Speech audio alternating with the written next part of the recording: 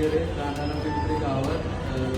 मी माझी ठारची गाडी चालवत होतो MN14 LS 7777 आणि मी डोंकर चौकातून जात होतो. तर मी रॅश ड्रायव्हिंग करत होतो.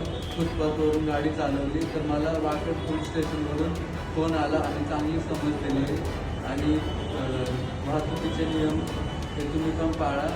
मी आजपासून पाळणार आहे आणि काय चुकी झाली असेल